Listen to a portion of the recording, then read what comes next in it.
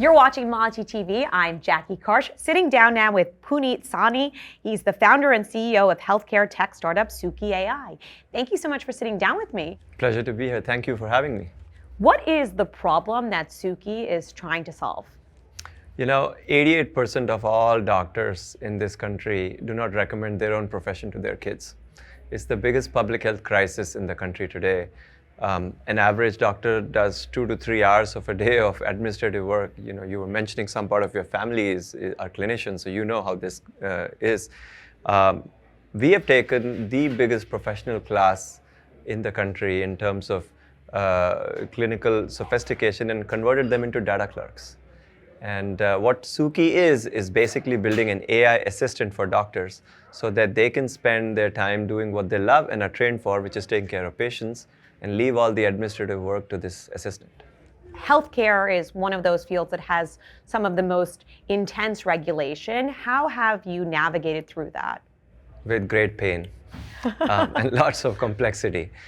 It's difficult. Imagine a sector that has a really huge impact on people's lives. A sector that is needed from the time you're born to all the way till you die. Clinicians who are responsible for these significant decisions.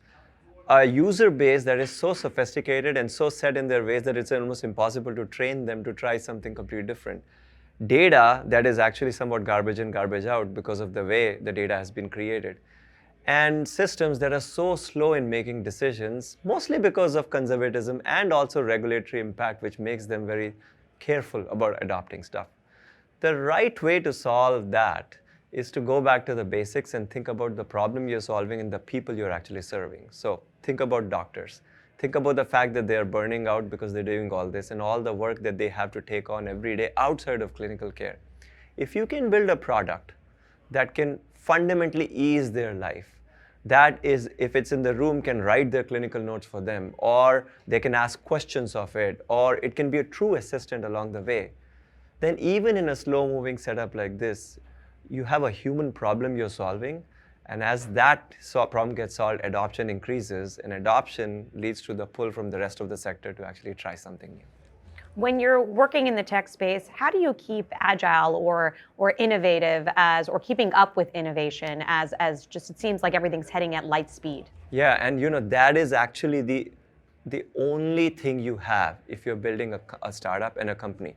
Think about who we compete with. We compete with the largest behemoths of the industry. My prime competitor is the biggest, most important enterprise company in the world, Microsoft and Nuance. I'm a small little company that has to compete with them. How do you do that? You do that by speed. You do that by listening carefully to the customer, and you do that by building an infrastructure that can take that feedback and convert it into a product feature immediately. If you can master this launch and iterate way of doing things while being very closely tuned to the needs of your user, that's really the only advantage a startup has. Then you have a shot at winning. And another thing you need is a really good workforce. So who are you looking to, and what are some of the qualities that you look for when you're building up your workforce? Yeah, we have about 150 people in our company. Half of them are here in Redwood City, in Silicon Valley. The others are spread around US, and then there is a big team in Bangalore too. At the end of the day, you need machine learning engineers, you need product designers, you need engineers who actually can do EHR integration and things like that. But ultimately, beyond all of these labels and capabilities, what you need is A, an interest in solving this problem, B, somebody who's got grit and persistence and the ability to actually really work through the system and still keep at it and build stuff. And then finally, somebody who's going to want to be at the cusp of artificial intelligence and healthcare.